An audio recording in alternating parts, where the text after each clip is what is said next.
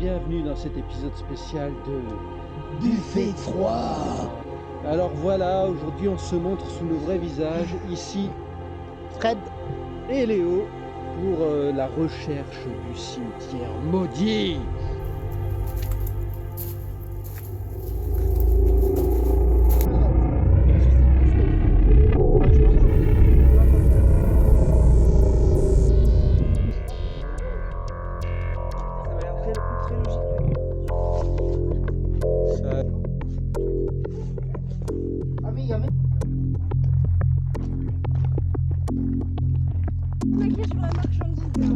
Mais non, c'est génial, le sport c'est la santé.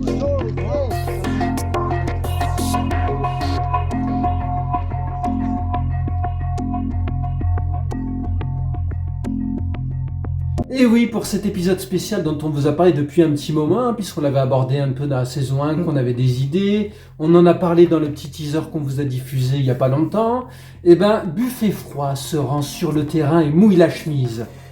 Nous sommes allés à la rencontre de la grotte du diable et nous avons tenté de trouver un cimetière abandonné juste pour vous les buffettistes. Mais est-ce qu'on l'a trouvé ?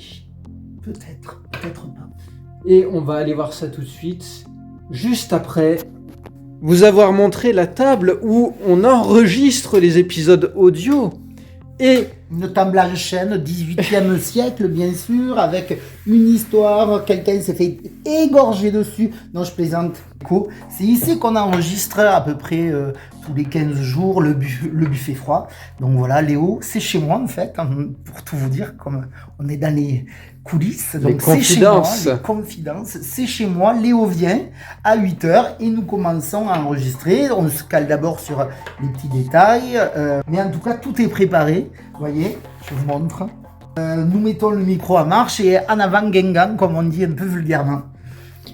Et on va quand même vous montrer la fameuse étagère de Fred avec tout son attirail de Stephen King, ses petites figurines de vaches, de Bouddha, voilà. Et le petit Fred, voilà. Et est-ce qu'il y a la Noiraude dans le coin ? Elle est là. Que de temps en temps vous entendez ruminer et s'adresser à nous et commenter ou manger dans sa gamelle. Maintenant c'est parti pour l'aventure. À tout de suite. Let's go.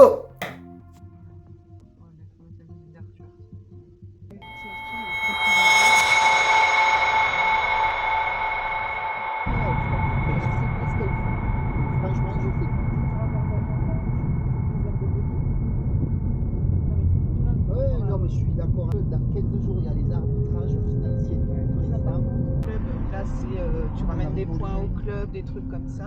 Là, il me dit, avec combi, ça t'enlèves le son, j'espère. T'as toujours des personnes rebelles. Par contre, il y en a une qui m'a dit qu'elle faisait du diagnostic. Et là, t'as une infirmière, une psychologue. Et ça dépend si on pouvait faire un buffet froid dans une piscine désinfectée. Ça soit de Bastille, ça me va en 2025. En mars ou en avril. Non, mais cela dit, c'est une seule chose qui m'intéresse. C'est d'accord avec le CLS,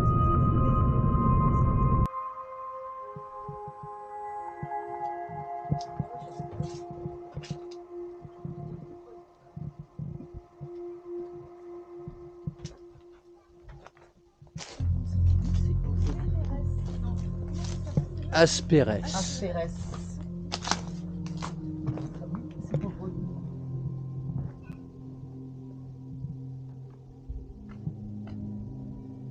Du scénario, elle est parfaite. Enfin, j'arrive pas à trouver de faille. Tu sais, après tu aimes ou tu aimes pas. Mais ah, ça m'énerve. Après, je suis plus naturelle. Bah oui. Mais je trouve que c'est vraiment. On va vers l'enfer. Il est blond. Il est blond, il est blond. Enfin, presque blond. Ouais, presque. Pas exactement. Bah, c'est le plus blond d'entre nous puisque Sophie est une fausse blonde. Voilà. À moitié fausse, parce qu'elle est quand même toute châtain clair, tirant vers le blond. Ouais. Ouais. J'essaie de tricher. Oui, tu triches. Lui aussi, il est châtain clair l'un dans l'autre. Ben, vous mourrez en même temps. Bon, en tout cas, ça nous laisse des chances de fuite. Donc si jamais on doit pousser quelqu'un en premier, on pousse Mathieu. Après, Sophie. Merci d'être venu Mathieu. Il n'y avait pas de quoi. Ça fait plaisir. Si je peux être utile. Les villages sont aussi un peu détruits et abandonnés du coup. Je pense que tu sais, c'est le genre de village qui a été à moitié abandonné parce que les gens sont allés en ville.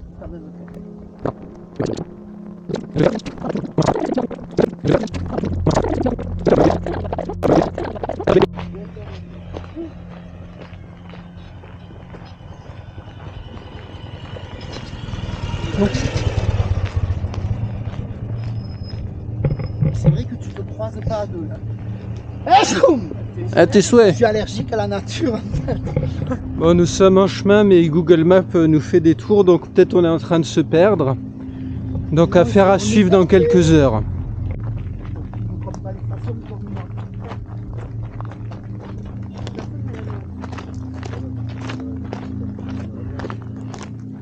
Dimanche dernier, il y avait le grand bazar. Attention, zone piégée, ne vous éloignez pas du sentier. Du coup, je me suis acheté un sac de voyage tout en cuir à sortir à Besançon avec cuir. Oula, que j'avais déjà vu cet été. Au lieu de 140 €, 89 €. Et donc Léo, je suis sûre que tu es tombé sur le site où tu as été Vexar avec les têtes de lapin. Non. Ah, parce qu'ils font partie de ces personnes qui vendent aussi les lieux d'urbex. Ah oui. Ah, ça découle. Ah.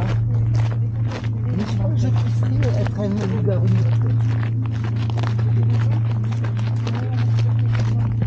Comme dans Teen Wolf, tu sais, Les montants, juste avec les os. ouais, avec Comment son ça Comment ça s'appelle avec les os. Ou si je vois une sorte de bélier noir avec des cornes bizarres. Comment il s'appelle ce Black Sheep. Oui, c'est ça, Black Sheep. C'est Maurice Derouille.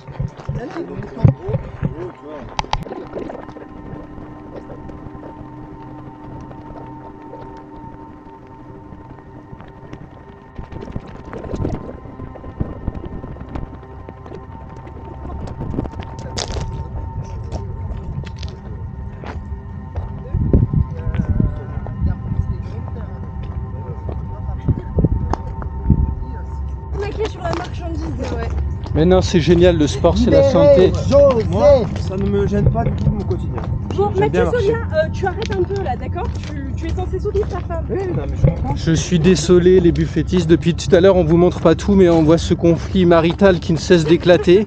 C'est terrible. C'est peut-être le démon de la garrigue qui est entré dans la tête de ces deux personnes. Faites gaffe, c'est le démon du garrigue. Pour l'instant, nous autres, on s'est pas encore disputé, à part Fred qui m'a un peu engueulé tout à l'heure, mais ça compte pas tout à fait. Ben forcément, tu m'as dit ta gueule. Faut pas dire ta gueule aux gens. c'est pas J'ai bien. jamais dit ça d'ailleurs. Ah, si. Vous m'avez pas entendu le dire, n'est-ce pas? J'ai un témoin. T'es pas là, moi. J'ai un témoin. Mais La caméra je ne suis pas rancunier, je ne t'en veux point. Que je comprends que ce sujet-là te tient à cœur, donc tu as parlé avec l'émotion. Je te pardonne. Vous avez vu, il est toujours aussi magnanime, c'est ça que j'aime chez lui.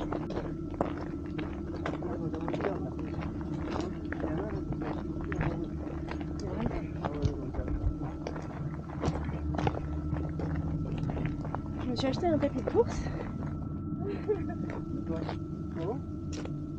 On voit la mer.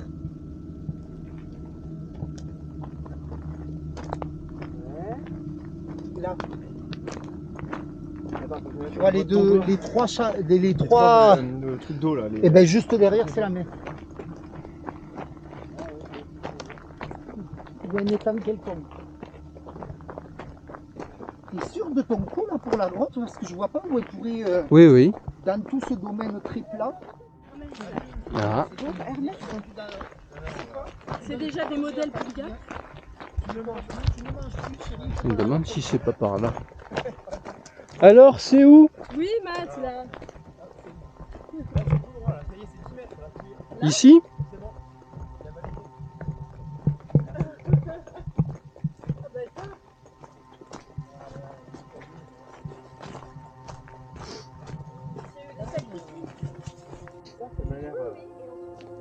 Ça m'a l'air très logique.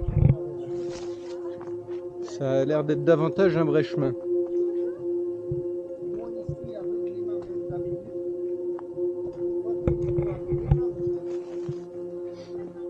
Je Je pense que c'est là. Il y a une borne là. Ah, les champignons.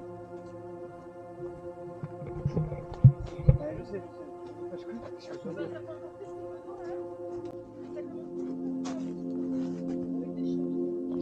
Beaucoup ces arbres là. C'est du chêne. Du chêne tortillé. Du chêne méditerranéen. Du chêne vert quoi. Pas comme ça pour la Du chêne méditerranéen. méditerranéen.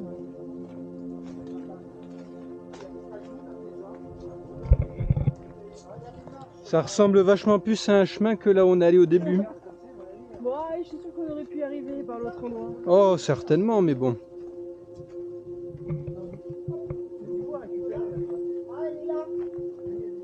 On a assez de voix comme ça. Ben, vous voyez qu'on s'est pas perdu. Oh, ça résonne Je suis désolée, je fais attention depuis que Oui, t'as bien raison. dans cette nuit d'horreur. Ça Ah, mérite c'est quand même marrant. une photo. Va au fond pour voir toi qui as la lampe. Il faut qu'on se fasse un selfie devant et qu'on l'envoie aux autres.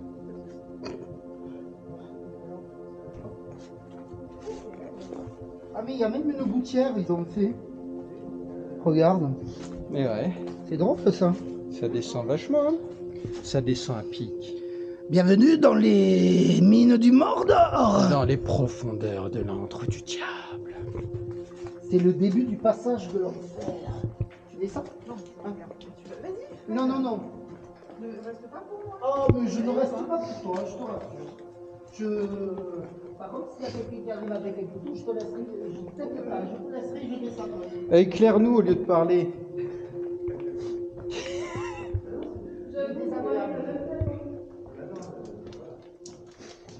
Par contre, c'est clair qu'il faut faire gaffe, c'est abrupt. Hein. Et ça fait ça avant, ça? Non, après t'es en bas. Oh. Tu peux éclairer s'il te plaît? T'as vu? Eh ouais. C'est bizarre, hein? C'est une ancienne caverne. Déchets d'ailleurs. Ça c'est pas très bien. Éclaire-nous, Fred. Non, vous êtes dans le noir. Bienvenue dans mon piège. Va aller. Vous allez tous mourir ce soir. Ok, mais dans la lumière, s'il te plaît. Si, il n'y a même pas de chauve-souris. Ah pardon. Par contre, c'est marrant de regarder en haut comme ça, t'as vu? Ouais, c'est sympa. Ça fait le diable est avec nous. Ça devient très Tu inquiétant. veux... Elle est pas loin d'ici. Elle est tellement grande la salle que moi avec le vertige, tu vois, On dirait des vierges. j'avais Camélia contre moi. Avec Quelle température il fait en bas? Il fait froid? Non, pas beaucoup plus Pas qu'ici. beaucoup plus qu'ici. Vous voulez qu'on pique-nique en bas? En bas où? Dans la grotte? Non. Sophie et moi, on est contre.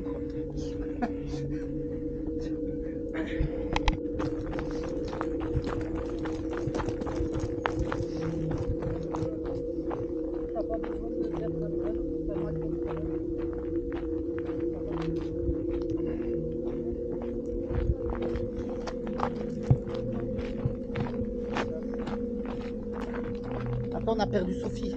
Non, mais je prenais des photos. Je voudrais pas qu'on te perde. Je vais pas faire la clé de la voiture.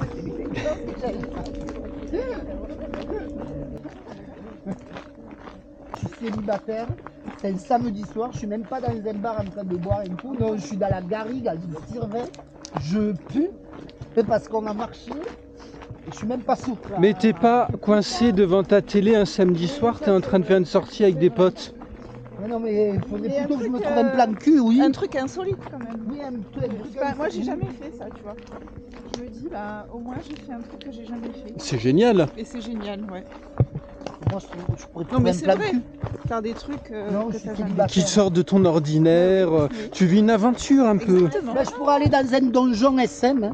Ça Mais serait une aventure aussi. Alors, C'est ce que j'ai dit à Je- mes potes, je je suis- vais faire une excursion nocturne. J'ai dit, Ah, il y a la ça. fistinière. je suis désolé, Buffet Fist.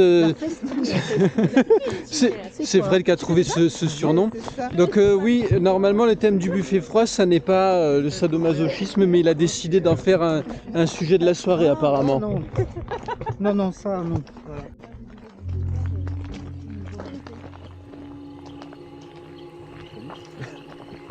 Et je regarde des vidéos de métal. Fais Descendant attention. tranquillement. C'est le tour peut-être. Oui. On est là où c'est vraiment noir.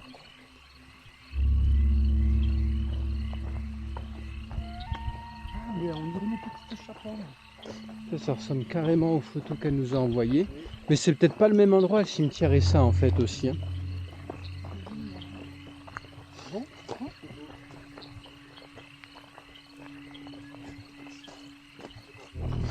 Elle a visité à côté ou pas? Ben regardez sur WhatsApp.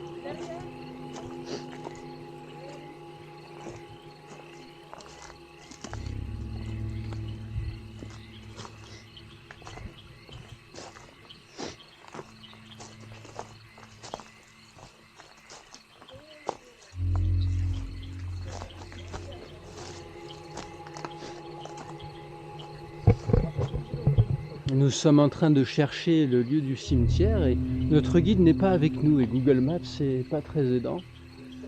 Donc c'est assez joli mais je pense pas que ce soit le cimetière donc on va continuer notre chemin. Non, mais c'est justement. T'as changé.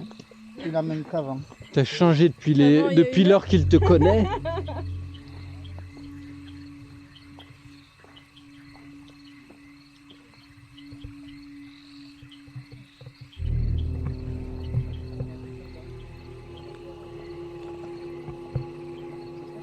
Ouais, ça va? Ouais, j'étais en train de te laisser un message. Attends, tu m'aveugles, je vois plus rien. Désolé.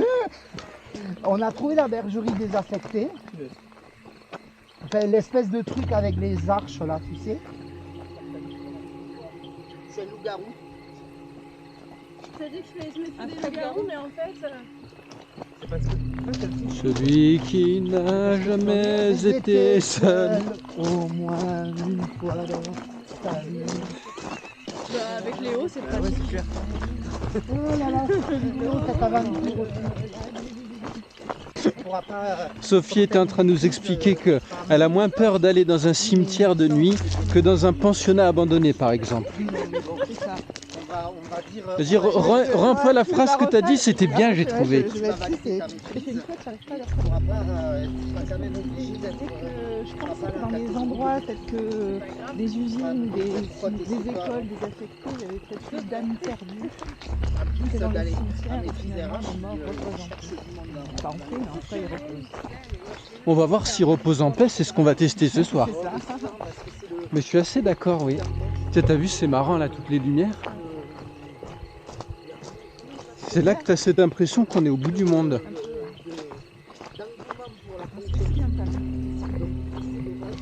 Non, ça c'est pas vrai, Léo. Ah, je sais pas, j'essaie de suivre, de traduire ce que tu dis. Ça dépend si tu connais la personne ou pas. Ah bah c'est qu'on est pas si loin alors. On va se tuer parce que Léonard veut filmer les éoliennes. Voilà. Bah oui, mais ça fera joli sur la Oui, vidéo. le sang aussi sur la tête de Sophie, ça fera joli. Bah au moins ce sera mémorable. On n'a jamais dit quel zombie ce serait. Ça peut être un zombie bien vivant. Oui, mais je préférerais que je sois bouffé par un zombie inconnu que le zombie que je connais. Voici Sophie meurt et qu'elle soit en pleine campagne. Ça c'est le paradoxe. Pour moi, c'est paradoxal. Attention que ça tourne.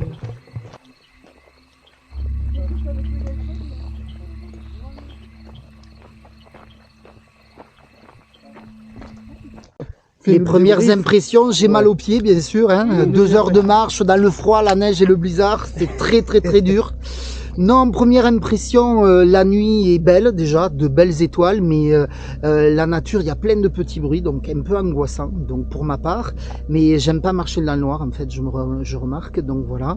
Et je vais laisser la parole à Sophie. C'est Dieu qui t'appelle. Zombieland.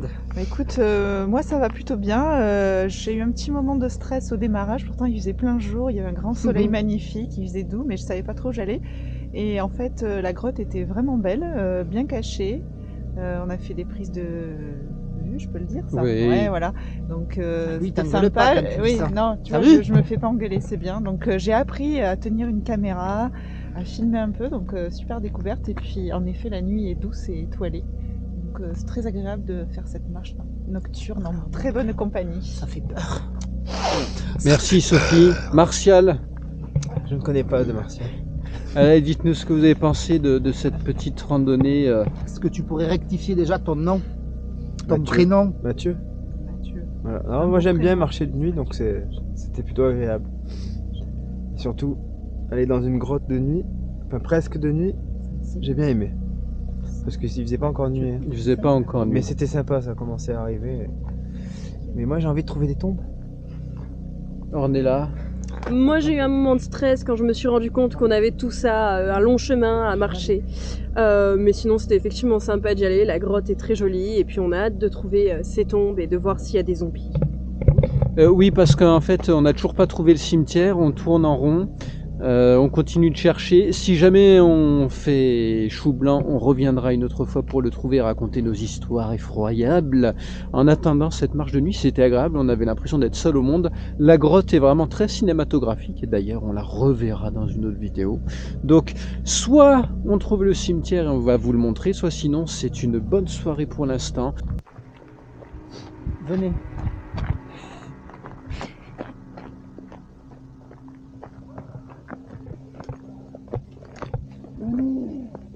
Oh, c'est joli ça. Très très beau. On dirait de loin on regarde. Oui, c'est vrai. Venez.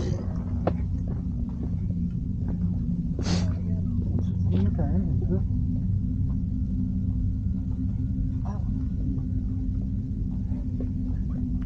Ça fait très gothique ces tombes.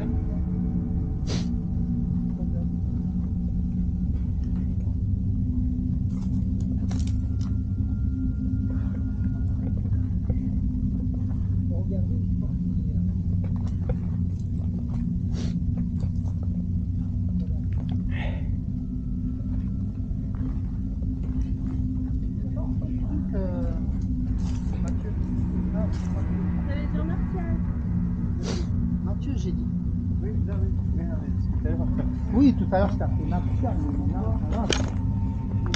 Attention, il y a même des tombes qui sont tombées peu chères. Regardez. C'est triste. Il est tout petit ce cimetière. Tout Tim, il a été rabiboché. Il a été rafistolé. Il y a de la brique par là. 1903, donc ouais, quand même. Mais il manque des choses parce que là, c'est cassé. Oui. Il manque des croix. Ça a été enlevé. Il y a des gens qui sont Ou peut-être venus réutilisé. Regarde. Oui, Donc là, c'est tu vois des le fois tissu réutilisé. énorme qu'il devait y avoir, ouais. Avant, les gens réutilisaient les matériaux, donc ça peut être réutilisé ou simplement volé. Oui, voilà. Encore pire. C'est là où je voulais en venir. Ça peut être encore pire. Ou peut-être c'est encore dans le cimetière et il faudrait. C'est malheureux quand même de ne pas. Ah, excusez-moi. C'est malheureux quand même de ne pas entretenir, même par respect, tu vois. Je trouve assez triste que ça soit pas entretenu. Juste par respect, je trouve ça très triste. Je Il y a trouve que plus de c'est respect. particulier, j'aime beaucoup l'atmosphère. Donc, pas forcément, on ne sait pas. Peut-être que ça- Non, mais c'est étonnant qu'en étant à côté d'un Mais oui, village c'est comme ça, ça. ce soit laissé à l'abandon. À 5 mètres comme ça. 1878, quand même. On pourrait aller. Deuxième Tiens, siècle. allons voir un peu plus bas là. J'ai l'impression que ça s'enfonce un peu. Attention. Oui, par contre, la prudence Ah, c'est la s'impose. chapelle. On dirait peut-être une chapelle aussi. Éclaire-nous un peu, Léo. Oh, pardon, excusez-moi. Mathieu est passé devant le nous. Ça va, Qu'on Sophie évite. Ça va. Qu'on évite. Là, par contre, c'est étonnant, on dirait qu'il n'y a pas. Ah oui, c'est que. Oui, c'est une le ancienne but. chapelle, ça. On pourrait faire un club, effectivement, d'horreur là-dedans. Fred. Effectivement. Ah, mais attends, ils sont là. Ce sont les pierres tombales qu'ils ont installées ici, ouais. Oh, c'est pas beau. Oh non, c'est pas beau ça. Tu sais, à l'époque, il y en a qui utilisaient les pierres tombales pour faire un sol. Oui, Bon. mais ça, c'est pas beau On de pourrait- les entasser On comme pourrait ça, s'asseoir là pour raconter nos histoires insolites. C'est un petit oiseau ou une chauve-souris. C'est- Ouais, je pense que c'était un oiseau. Ah, t'as peur. Elle peut, hein. Ah, on faisait la maline tout à l'heure. On dirait que la croix, elle est plus récente. Je vois, je vois. Bon, et bien vous voyez, finalement, on avait fait un épilogue où on disait qu'on n'avait pas trouvé le cimetière, et puis grâce à notre amie Isabelle qui n'a pas pu venir, mais qui nous a envoyé un point GPS, on a fini par le trouver. Et donc maintenant, on va procéder au conte des histoires insolites que nous avons vécues, et c'est Sophie qui va commencer. J'en avais déjà raconté une l'année dernière, dans la saison 1 du Buffet Froid. Oui. Donc j'en ai pas tout un stock, mais j'ai quand même une petite histoire qui remonte à pas mal d'années. J'étais chez mes parents qui ont une maison qui n'est pas du tout effrayante. J'étais avec mon copain de l'époque et on dormait. Et en pleine nuit, d'un coup, il y a la musique de la chaîne hi-fi qui était au rez-de-chaussée qui s'est mise en route et à fond. Et d'un coup, genre à 3h du matin. 3h du matin, Ouais, c'est ouais, l'heure ouais. du démon. Ah bon? 3h03 Bon, ok. exactement. Alors, c'était peut-être, je sais pas si c'était à cette heure-là, mais en tout cas, voilà, la sono mais s'est mise en route, mais vraiment à fond, à fond. Et donc là, on est restés tétanisés dans le lit tous les deux. Et moi, je pouvais pas bouger. J'étais persuadée qu'il y avait quelqu'un en bas qui, je sais pas, qui était rentré dans la maison. J'avais les jambes, je pouvais pas bouger. Et donc, il est parti il a pris une poubelle qu'il a trouvée dans la chambre, et il est descendu. Et en fait, il y avait rien. Et la chaîne s'était mise en route et on n'a jamais trouvé d'explication. On a vraiment essayé de se dire il y avait une coupure d'électricité, il y avait eu... Enfin, on sait pas. Oui, parce que si le courant s'était remis, on Non, aurait pu il n'y a pas eu de imaginer. coupure d'électricité. Mais la poubelle servait à quoi? Bah, se s'il y avait défendre. quelqu'un... Ah, c'était son arme. Oui, c'était son arme. Ah, c'est un peu étrange de se... Non, on se défend avec ce qu'on peut. Oui, hein. mais une poubelle. Et c'est vraiment un truc qui nous a marqué parce qu'on en reparle, ça doit faire plus de 20 ans et on n'a pas d'explication. On ne sait pas pourquoi cette musique s'est Et mise en c'était quoi la circuit. musique, tu te rappelles? Non, je me rappelle pas, mais je pense que c'était une radio ou c'était non, ça, je Un me message rappelle pas. de l'au-delà. Je ne sais pas, mais en tout cas, ça a été un moment très effrayant pour moi. Mais ça je ne peut sais se pas si ça, comprendre, si ça venait de l'au-delà, mais en tout cas, je n'ai jamais eu d'explication rationnelle à la mise en route de cette radio, puisqu'il fallait vraiment appuyer sur un bouton. C'était la vieille radio, Eh là, oui. il fallait vraiment... Donc, je ne sais pas. Et c'était vraiment une histoire idéale pour le buffet froid. Une bonne antenne. Allez, raconte-nous ton histoire, Fred. Merci, Sophie. Alors, je vais vous raconter une histoire qui est arrivée au camping, puisque moi, contrairement à Sophie, j'allais dans un camping régulièrement. Chaque été, on passait 2 mois avec mes frères et mes parents au camping. Donc voilà, le camping est en bord de mer, avec un étang à côté, autour de l'étang, bien sûr, beaucoup d'herbe, etc. Et on avait une bande de potes. Et un jour, on va le soir, parce que nous étions très intrépides à l'époque, je précise, et on trouve une espèce de caveau, je vais dire, de carré, de rectangle en ciment, et on n'y fait pas trop attention, donc on y va un soir, le deuxième soir, troisième soir, et le quatrième soir, le caveau avait bougé, et il nous a semblé voir quelque chose qui bougeait à l'intérieur, mais comme on était très jeunes, on avait 13-14 ans, on s'est tous barrés, et en fait, on n'a jamais su si le caveau avait bougé ou pas bougé, donc voilà, c'était assez impressionnant. Alors je pense qu'on le voit avec nos yeux de 13-14 ans, peut-être que ça y fait, mais sur ce moment-là, on a vraiment cru qu'il y avait quelque chose qui avait bougé sous le caveau. Merci pour cette anecdote, Fred. Alors, à vous, Martial. Ah non. Ah là là. Mais non, Marcel, Allez, Marcel. Ah punaise, tu vas y arriver à force. Bon, Mathieu, Voilà, c'est pas raconte-nous ton histoire effrayante. Je sais pas, il y en a plusieurs. En plus, je suis pas très doué pour raconter les histoires, mais non, mais j'en ai une, enfin, toute bête, mais bon. Moi, quand j'étais plus jeune, j'avais un ami qui malheureusement est décédé prématurément. Et on était toujours, avant son décès, on passait notre temps ensemble à un endroit particulier dans Nîmes. Tu sais, la maison carrée. Et on était là tout le temps. Après, malheureusement, il est décédé, quoi. Et un jour, je me retrouve au même endroit, mais avec d'autres amis qui le connaissaient aussi. Et on discute. Et là, on voit, tu vois, une orbe passer. Et là, je vois ce truc passer. Je me dis, mais non, mais je me dis, je dois devenir fou et ça. Et je regarde mon collègue qui me regarde comme ça. On se regarde. Et en fait, il avait vu la même chose que moi. Je dis, tu l'as vu? Il fait, ben oui. Il dit, l'espèce de rond, l'espèce de truc blanchâtre qui est passé comme ça. Il fait, oui, en fait. Et donc, on a vu une orbe, quoi. Après, est-ce que c'est un rapport avec lui? Mais Est-ce que c'était encore un message de l'au-delà? peut-être. Merci Allez Mathieu savoir. pour cette histoire effroyable. Hop là. À vous les studios.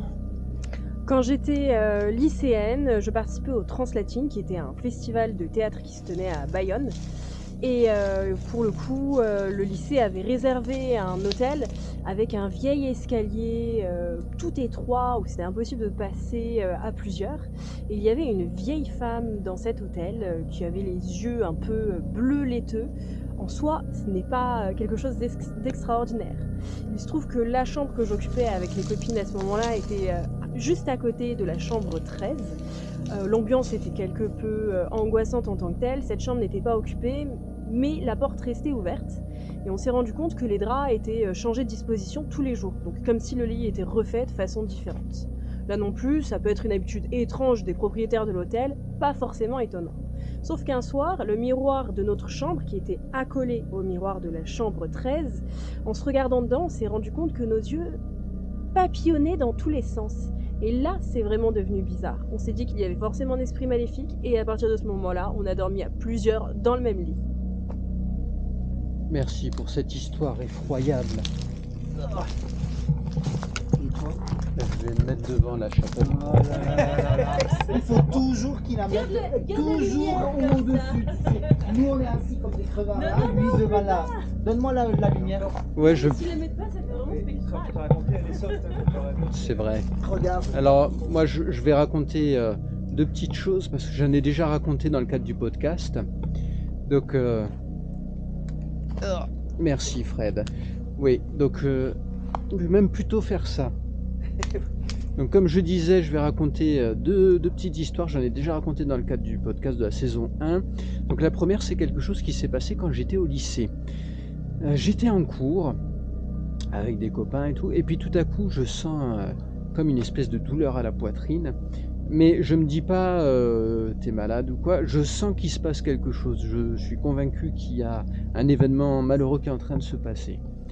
Et je passe la soirée comme ça, je finis la semaine, j'étais interne, à l'époque j'en avais déjà parlé.